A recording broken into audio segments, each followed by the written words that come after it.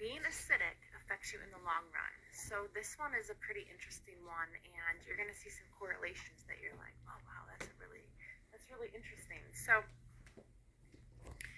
if you are acidic, just in general, it affects your small intestine, and your small intestine is supposed to be an organ that has to be less acidic, and it is the reason why your body brings in all your nutrition. So everything that you eat goes and seeps through your small intestine. If that is too acidic, then you're not you're not bringing your food properly into your body, into your blood cells, so it can be used. Okay, so over time, if this is too swollen and the villi are not able to bring in that nutrition into your bloodstream, your body will just start filtering and using what it has in its blood cells, and that can be toxins, that can be chemicals, that can be pathogens, all those things.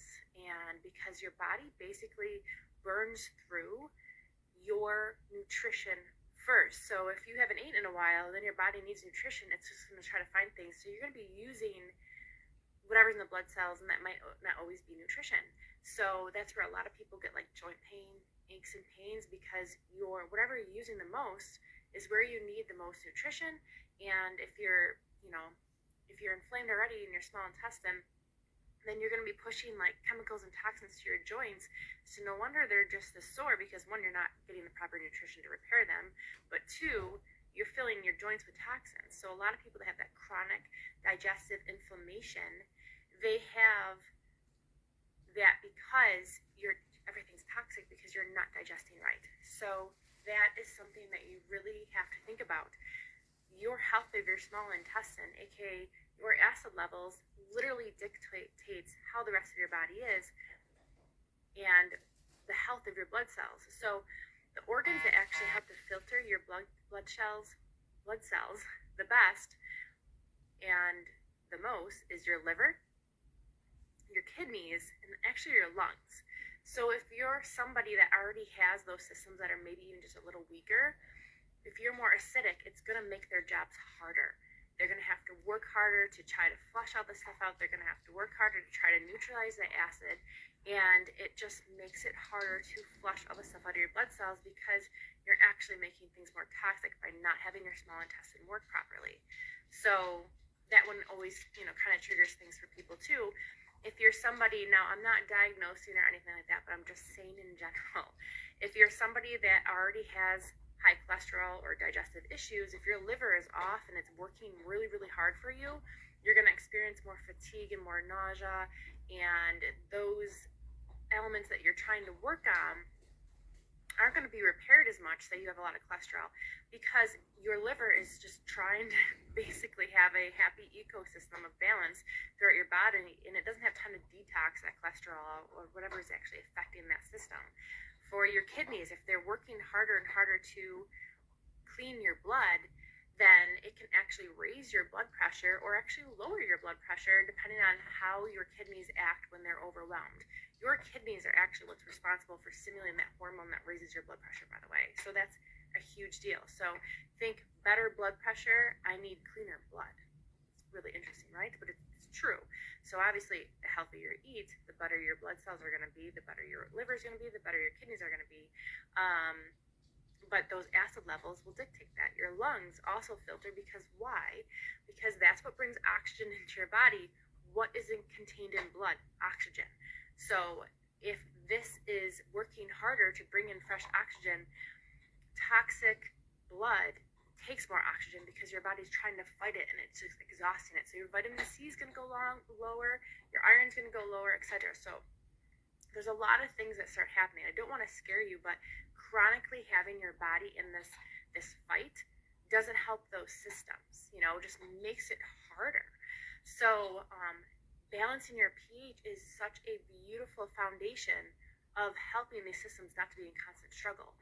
The one that really gets a lot of people is if you're constantly acidic, your body notices the liver is working hard, the kidneys are working hard, the lungs are working hard, and we want those main systems to not be overexhausted. So your body's naturally like, okay, metabolic system, we need to do something. What are we going to do? We're way too acidic. It's been way too acidic. We're overworking. We need help. So you might naturally naturally crave foods that are a little better, but again, if that small intestine is too acidic, you're not going to absorb it, so eating is not going to help. What is your body going to do? You guys ready for this? Because this like really turns on this big thing for people. Ready?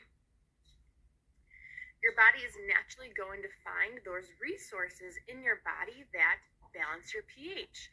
So the first one it's going to go after is your vitamin D. Your vitamin D is naturally alkaline, and it's going to go after that.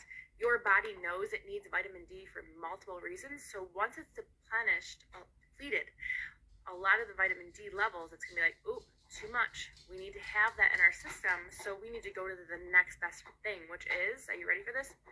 Calcium. It's going to go get your calcium, and it will just continue to get the calcium because our structure is so big and we have so much calcium in our systems, so it's going to go after that. So that's why people who chronically are low in vitamin D will eventually be low in calcium. So this is another thing to think about. If you're constantly acidic, whether your acid base is caused by your anxieties and your stresses, or what you're eating, or both, that is actually going to cause your body in the long term to start taking reserves of things that you need to live. So you can put the steps together here. Okay, if chronic bodies that are acidic put strain on liver, kidneys, lungs, and then into my vitamin D in my bones, we can really assess right now. Now, this again, I'm not treating, diagnosing, causing any of these things, but you can really assess some patterns that happen in people's lives that can be supported and hopefully prevented by taking this understanding approach of how our body needs to be. So taking Alkalime every day or 3 times a week when you're not in like an Alkalime challenge, you can sit there and balance out things that normally cause strain in your body that later on in the long term can cause a lot of concern with your body. So something health-wise that you should be maintaining weekly, just as good service to your body, is understanding that your acid levels need to be at a beautiful balance that works for you, so that we're not depleting energy through other organs that are exhausting us and making us feel X, Y, and Z, but we're also not in the long term depleting nutrition factors that literally make up our structure. Once you naturally start taking out things like calcium, it's very hard for your body to stop being an emergency result because it knows it works.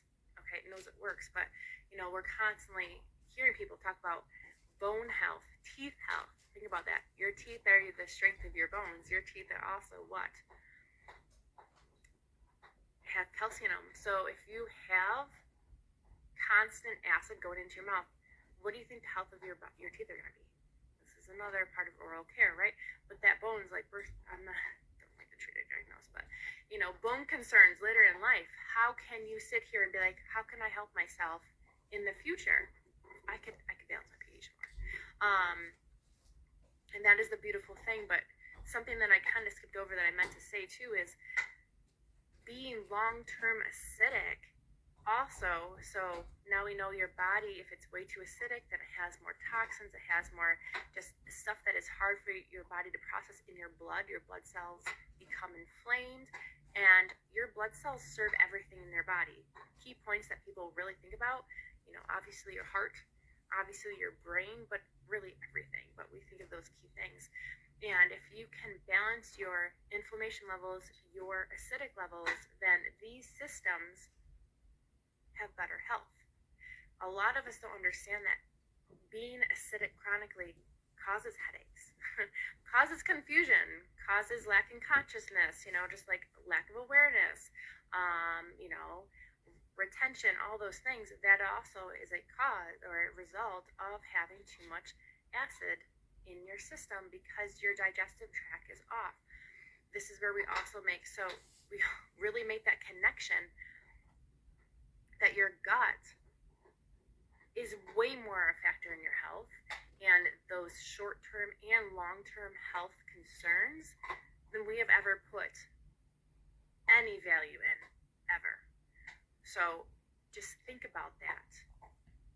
Balancing your pH is a service that your your body needs in order to be healthy.